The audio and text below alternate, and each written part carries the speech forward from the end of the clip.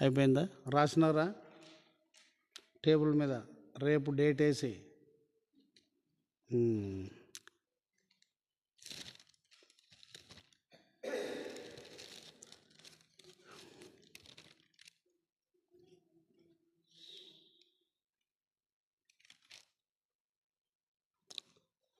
నిన్నటి రాత్రికాల సమయంలో ముగింపులో మనము యోహాను సువార్త 20వ అధ్యాయంలో ఒక 3 వచనాలు చదువుకున్నాం. ఏమిటి ఆ మాట అంటే, శిష్యులు యూదులకు భయపడి మరి తలుపులు వేసుకొని ప్రార్థనలు చేసుకునేవారు. ఆ పుట్టుగుడ్డు వానికి స్వస్థత కలిగినప్పుడు కూడా ఆ తల్లిదండ్రులు ఒక మాట చెప్తారు, యూదులకు భయపడి అనే మాట.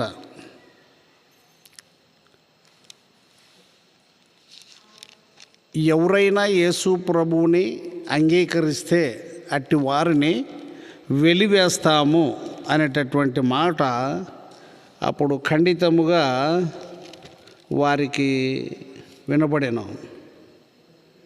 అయితే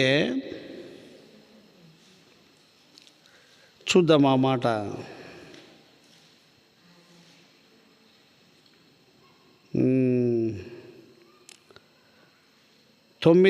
యోహాను సువార్త 9:22. యోహాను సువార్త 9:22.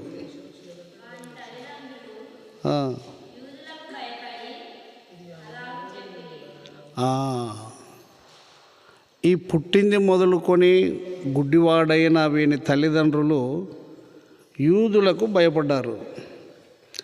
ఎందుకు భయపడ్డారు అని అంటే, చూడండి వచనం చెప్తాను.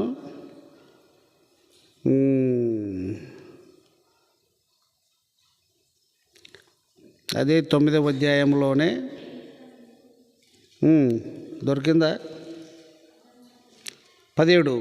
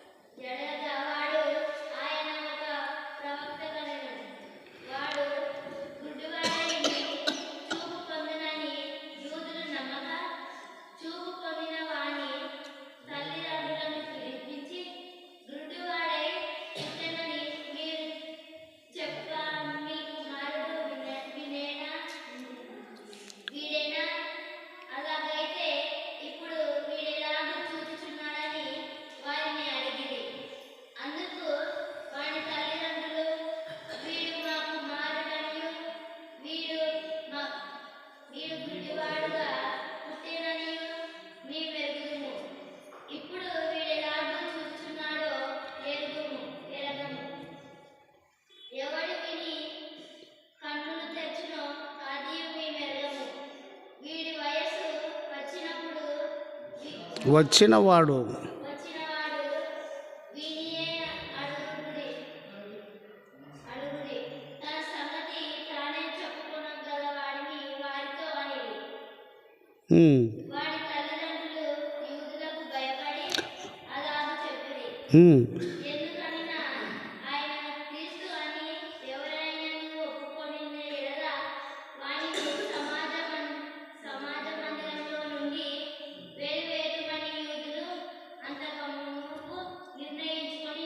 చాలు.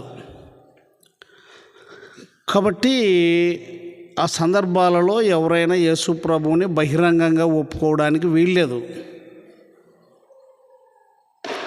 తలుపులు వేసుకొని ప్రార్థన చేసేవారు.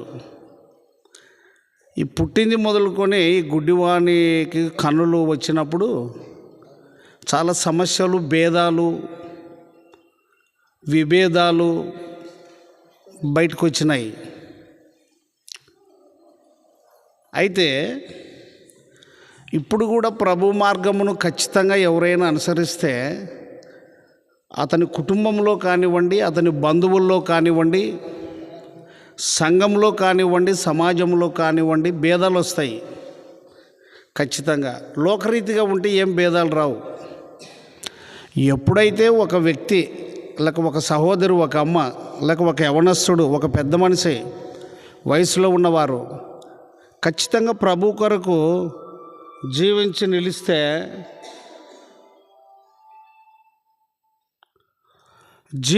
నిలిస్తే తప్పకుండా భిన్నాభిప్రాయాలు బయటకు వస్తాయి. కాబట్టి ప్రభువే బాగు చేశాడన్నది తల్లిదండ్రులకు తెలిసినా వాళ్ళు చెప్పలేకపోయారు. ఎందుకంటే ఒకవేళ యేసు ప్రభు బాగు చేశాడు అని చెప్తే యూదులు వెలివేస్తారు. సమాజంలో నుంచి వెలివేయడము అనేది తక్కువ, ఏదో దోషం చేసిన వారి వలె, తప్పిదం చేసిన వారి వలె. ఈ యూదులు ఎవరు అనంటే యేసు ప్రభు యూదా వంశంలోనే పుట్టాడు. ఆయన తన స్వకీయుల యొద్దకు వచ్చను కానీ వారు ఆయనను అంగీకరింపలేదని యోహాను సువార్త 1వ అధ్యాయంలో ఉన్నది ఆ మాట. ఎవరి దగ్గరికి వచ్చాడు చూడి, యోహాను సువార్త వచనం చెప్పు. నువ్వు ఉండమ్మా, మీరు చదవండి. నువ్వు కూడా ఉండమ్మా, చదువు.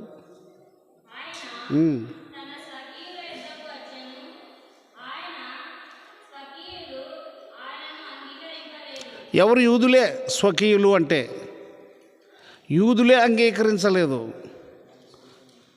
కాబట్టి ఏ ఇంటిలోనైనా ప్రభు కొరకు ఎవరైనా నిలిస్తే ఆ ఇంటోళ్ళే అంగీకరించరు, ఎబ్బెట్టుగా భేదాలు చెప్తారు, ఆ మనసు కృంగిపోయే రీతిగా మాట్లాడతారు. కాబట్టి ఆ దినాలలో వారికి నెమ్మది ఉండినా నెమ్మది లేనటువంటి పరిస్థితులు ఉన్నాయి. కాబట్టి అందరికి అనుమానం వచ్చింది, ఈడేనా మీ కొడుకు? గుడ్డివాడుగా ఉండే కదా, కండ్లు ఇప్పుడు ఎలా వచ్చాయి అంటే అది మాకు తెలియదు, వయసు వచ్చింది కదా, ఆయన్నే అడగండి అతడే చెప్తాడు అని. అంటే అంత గుడ్డివానికి మేలు జరిగితే ఆ గుడ్డివాని మెడకే చుట్టేశారు. మేలన్నా కానీ కీడన్నా కానీ ఏమన్నా కానీ వాడు చెప్పుకుంటాడు అని.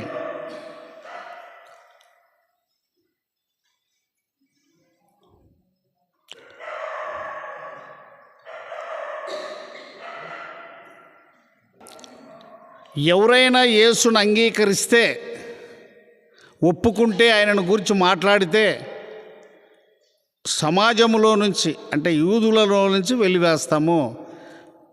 సమాధానం ఉండినప్పటికీ భయపడిపోయేవారు.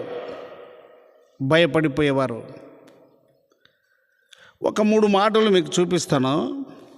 యోహాను సువార్త 14:27 చూడండి ఏముంది.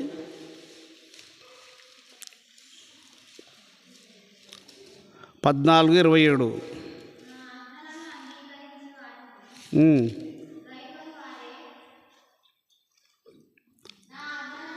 అమ్మాయి, యోహాను సువార్త 14:27. ఆగు. శాంతి అనే కాడ ఏముంటుంది? సమాధానం లేక నెమ్మది. ఆడ 3 చాట్లు వస్తుంది ఆ మాట. చదువు మళ్ళీ.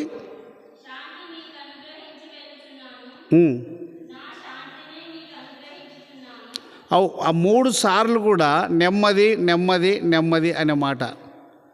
నెమ్మది అనగా సమాధానం. దీనికి ముంగుర్తుగా ఆదికాండం తీయండి, 5వ అధ్యాయము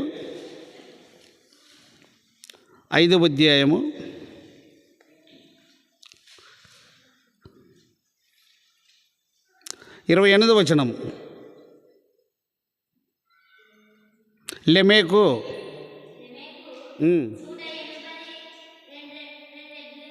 2 ఏండ్లు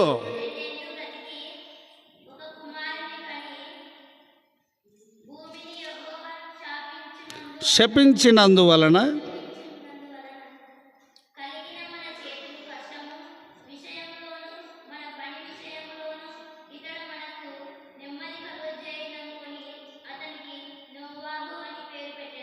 చాలు. నోవహు నోవహు కంటే ముందు దేవుడు జలప్రలయము ద్వారా భూమిని నాశనం చేశాడు, శపించాడు, జనాలు కూడా చనిపోయారు. అయితే 28వ వచనంలో లెమెకు 182 ఏండ్లు బ్రతికి ఒక కుమారుని కని భూమిని యెహోవా శపించినందువలన మన చేతుల కష్టం విషయంలోనూ మన పని విషయంలోనూ ఇతడు మనకు నెమ్మది కలుగజేయననుకొని అతనికి నోవహు అని పేరు పెట్టాను. నోవహు అనే కాడ ఒకటి ఉంటుంది చూడండి, ఏమని? నెమ్మది. నెమ్మది. 14:27లో ఏం చదువుకున్నాం?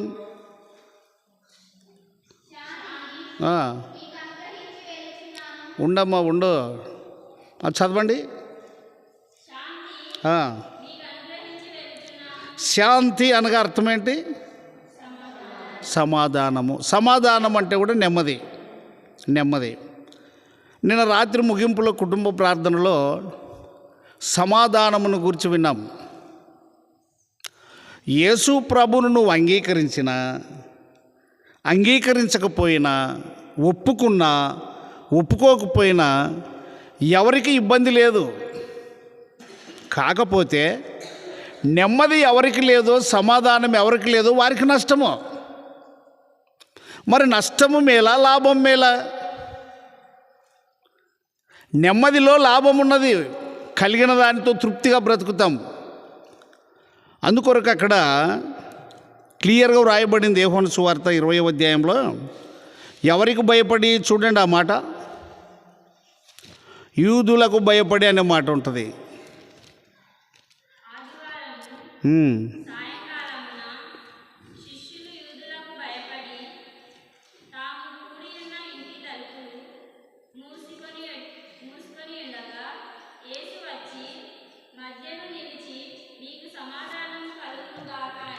చాలా భయం ఉన్న చోట కలవరం ఉంటుంది.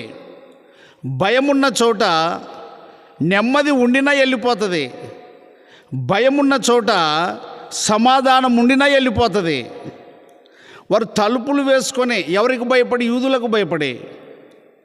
యోహాను సువార్త 9వ అధ్యాయంలో కూడా చూస్తే గుడ్డివాని విషయంలో తల్లిదండ్రులు యూదులకు భయపడ్డారు. మనం ఎందుకు ఒప్పుకోవాలా, ఎందుకు సమాజంలో నుంచి వెలివేయబడాలని. కాబట్టి వారిలో ఉన్న కలవరమును బట్టి, ఆందోళనను బట్టి, సమస్యలను బట్టి వాళ్ళకు ధైర్యం చెప్తూ ప్రభు ఏమన్నాడంటే, మీకు ఏం కలుగునుగాక. ఇది చాలా ప్రాముఖ్యం. పట్టణాల్లో చూడండి, పల్లెటూళ్ళలో చూడండి, మధ్య రకం గ్రామాల్లో చూడండి, సమాధానము ఉండాలి అని ఖచ్చితంగా నీకు నిఖచ్చితంగా ఎవరు బోధించేటోళ్ళు లేరు. ఎవనికి తోచిన రీతిగా వాడు పాడుకుంటూ, మందిరాలు కట్టుకుంటూ, ఎవనికి తోచినట్టుగా వాడు ఇంకా ఎట్టెట్టునో వెళ్ళిపోవడం. ఇంకంతా మనం ప్రార్థన చేసుకుంటున్నాం కదా, ఇంకంతా మనం బాగానే ఉన్నాం కదా అని ఈ తలంపుల్లో ఉన్నారు. ఆ పుట్టుగుడు వానికి కండ్లు వచ్చినప్పటికీ తల్లిదండ్రులకు నెమ్మది లేదు. వాని విషయమా అందరిలో భేదాలు పుట్టినాయి. వీడేనా వాడు, వీడేనప్ప అని కొందరు. కండ్లు ఎట్లా వస్తాయి? అక్కడ ఏమని చెప్తారంటే, ఆ పుట్టుగుడ్డు వానికి ఆ 9వ అధ్యాయం చేయండి, యోహాను సువార్త 9. అతడు పాపిరా, నువ్వేంది ఆయన పట్టుకొని ఎలాడబడతావు అని అంటే, ఆ గుడ్డివాడు ఏమంటాడో చూడండి. యోహాను సువార్త 9వ అధ్యాయంలో, అతడు పాపి, అతడు ఎట్లా తెరుస్తాడు నీ కండ్లు అని మాట్లాడినప్పుడు వచనం దొరికిందా? 9వ అధ్యాయము ఏం వచనం చదువు? చదువు ఏమి?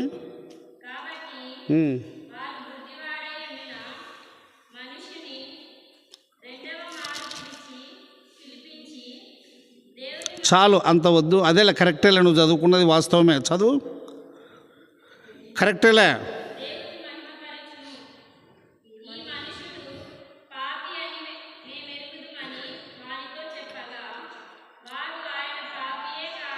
పాపియో కాడో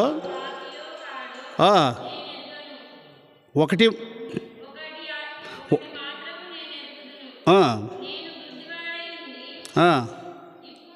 చూచుచున్నాను.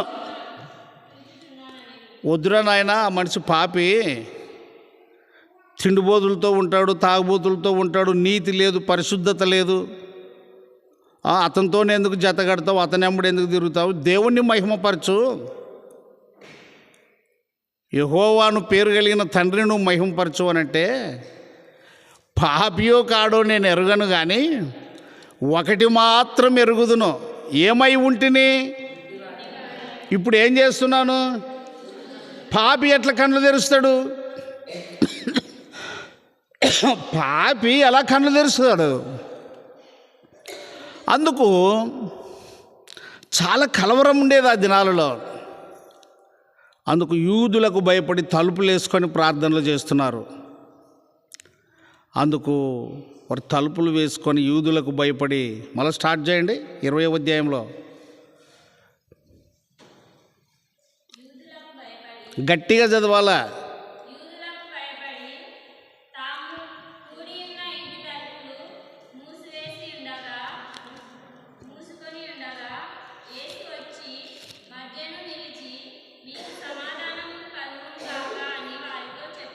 చాలు, ఇది చాలా ప్రాముఖ్యం. ఎండ వేడిమికి నీళ్లు ఆవిరైపోయినట్లుగా లోక పరిస్థితులను బట్టి, లోక భయంకరమైన వాతావరణమును బట్టి, మనకు కలుగుతున్న ఇబ్బందులు, హింసలు, నష్టాలను బట్టి ఈ సమాధానం కోల్పోయే పరిస్థితి మనకుంది.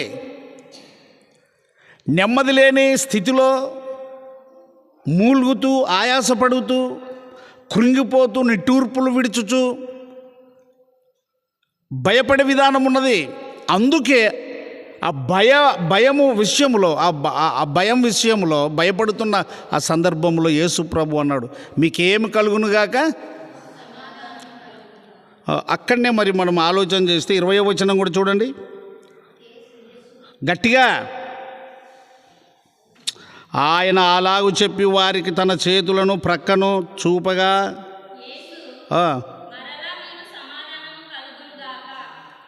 ఎన్నిసార్లు చెప్పిండు?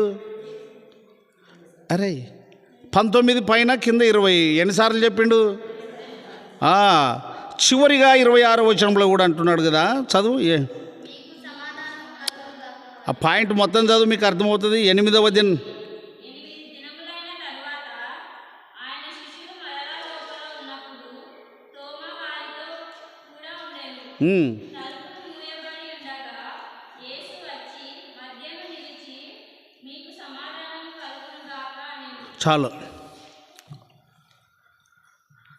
చాలా ప్రాముఖ్యం, ఇంపార్టెంట్ ఇది. సమాధానం లేని కుటుంబాలలో యేసు లేడని క్లియర్గా తెలుసుకోవచ్చు. మనం క్లియర్గా నిన్న ముగింపులో కుటుంబ ప్రార్థనలో చదువుకున్నాం కదా 14:33లో, దేవుడు సమాధానమునకు కర్త అనగా ఇంక అన్నిటికీ ఆయనే. చూడు చదువమాట 14:33, 1 కొరింథీ 14:33. అయ్యయ్యో, ఉండమ్మా, ఉండమ్మా.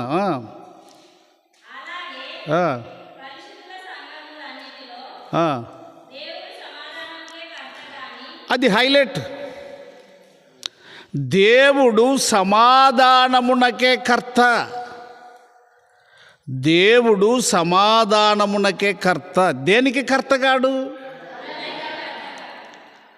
ఒకవేళ మనం ఎక్కువ టైం తీసుకొని ముందుకెళ్ళాలంటే, ఎక్కడ అల్లరి, ప్రతి నీచ కార్యము ఉంటుందో అక్కడ దేవుడు ఉండడు, అక్కడ దయ్యపు జ్ఞానం ఉంటుందని మనకు పత్రికలో తెలియపరచబడుతుంది. కనుక నేను ముగిస్తున్నా. సమాధానం ఎంత ప్రాముఖ్యమో నోవహు కాడ నుంచి చదువుకుంటూ వచ్చాము. ఆదికాండం 5వ అధ్యాయం కాడ నుంచి. నోవహు అనగా నెమ్మది అని. ఆ కాలంలో జలప్రళయం చేత నాశనమైన వారందరికీ నోవహు ఒక గుర్తుగా ఉంటాడని నెమ్మది అనే మాట చదువుకుంటూ వచ్చాము. యోహాను సువార్త 14:27లో కూడా మీకు నెమ్మది, శాంతి మీకు అనుగ్రహించి వెళుతున్నాను, శాంతి మీకు అనుగ్రహించి వెళుతున్నాను, నా శాంతినే మీకు ఇస్తున్నాను. నువ్వేమి చేసినా ఇది ప్రాముఖ్యం ఎవరికైనా కానీ లోకంలో.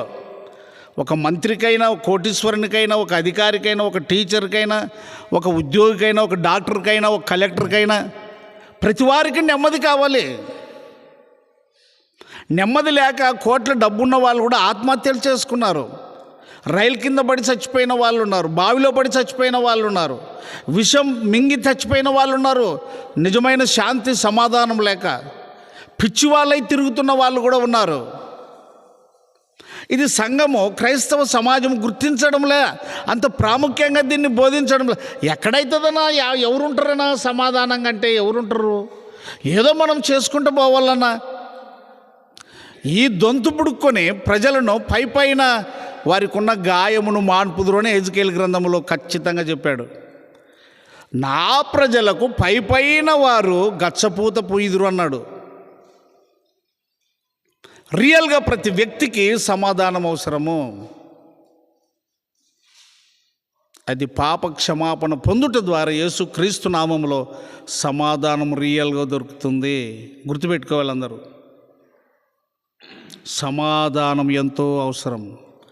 కష్టంలో సమాధానం ఉండాలా, ఆకలి దప్పుల మధ్య సమాధానం ఉండాలా, అనారోగ్య విషయంలో సమాధానం ఉండాలా, వస్త్రహీనతలో బట్టలు లేనప్పుడు సమాధానం ఉండాలా, తలకు నూనె లేనప్పుడు సమాధానం ఉండాలా, పొలములో పంటలు రానప్పుడు సమాధానం ఉండాలా, పంటలో నష్టం వచ్చినప్పుడు సమాధానం ఉండాలా. సహోదరుడు ఏసేపు కుటుంబం చాలా కష్టపడింది. నేను రోజు అడుగుతుంటాను వాళ్ళని. పంట దండిగుంది కానీ ధర లేదు, సమాధానం ఉండాలా. భక్తులను జ్ఞాపకం చేసుకున్నాలా. హబక్కూకు భక్తుడు అన్నాడు కదా, ఏమని? చేనులో పైరు లేకపోయినాను,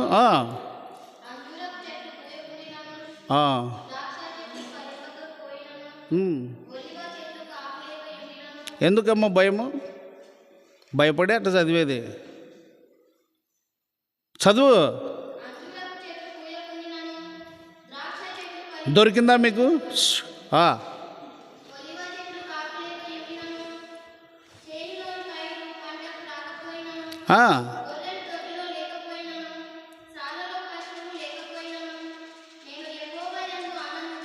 అంటే సమాధానం ఉంది.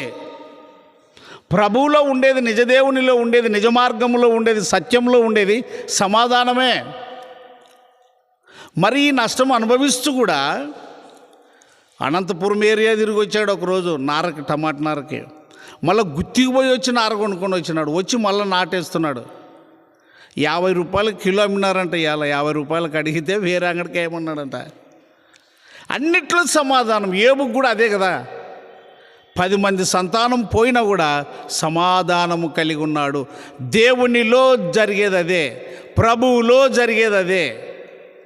పక్కనున్న వారు గొప్ప ధనవంతులు కావచ్చు, కానీ ప్రభువులో మాత్రం నువ్వు కలిగిన దానిలో. అందుకొరకే 4:4 చూడండి, ముగిద్దాం. ఫిలిప్పీ 4:4 ఎల్లప్పుడూ అనే మాట.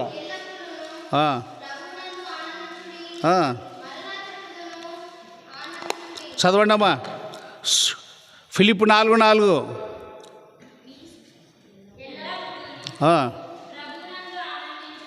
ఆనందం అంటే సమాధానమే, సమాధానం అంటే సంతోషమే. మరలా చెప్పుదును. చదువు, నీవు చదువు. అయ్యో, ఎల్లప్పుడూ అనే దానికి గ్యాప్ లేదండి. అది ఏ కాలమైనా సరే ఎల్లప్పుడూ అనే దానికి గ్యాప్ లేదు. నేను బర్నబాస్ గారికి అంటే బాటన్న గారికి ఫోన్ చేశాను. ఈరోజు చాలా నీరసంగా ఉంది నాకు. చూద్దాం ఏడున్నాడో, ఎట్లుంటాడో, ఏమంటాడో అని చూస్తే పెట్టుకుందాం, ప్రార్థన పెట్టుకుందాము అన్నాడు. నేనైతే నీరసంగా ఉన్నా. పెట్టుకుందాము అన్నప్పుడు నాకు చాలా శక్తి వచ్చింది. నేను ఏడిసిన, అతడు ఏడిసింటే ఈ రాత్రి మాటలు వినలేము కదా. కొన్నిసార్లు ఫోన్ చేసినప్పుడు అంటుంటాడు, ఏం చాలా అసలు అని అంటుంటాడు. కాబట్టి అందుకొరకు సొమ్మసిల్లు వారికి యెషయా గ్రంథము 20 ఉండమ్మా, చెప్పు, వాళ్ళకి చెప్పు పేజ్ నెంబర్ అంతా. యా ఊరికో ఇచ్చిన పాపతీరు అప్పుడప్పుడు కనపడతావు వీడ.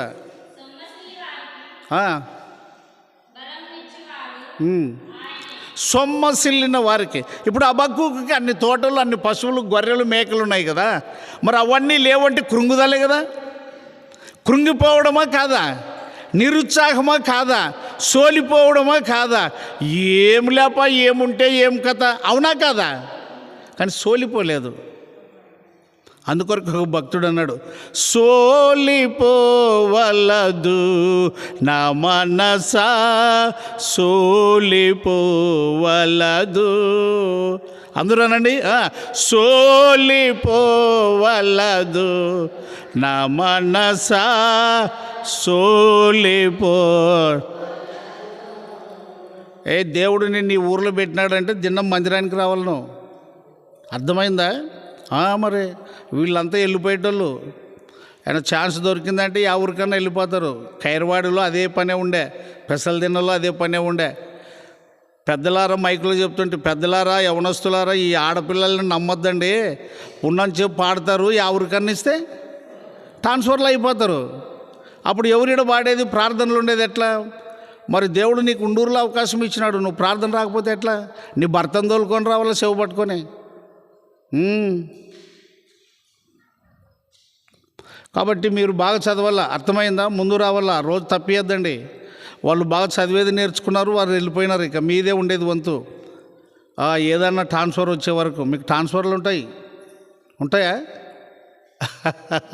కాబట్టి సోలిపోకూడదు. అందుకే సమాధానం చాలా ప్రాముఖ్యం. అందుకొరకు ఆయన సమాధాన అధిపతి.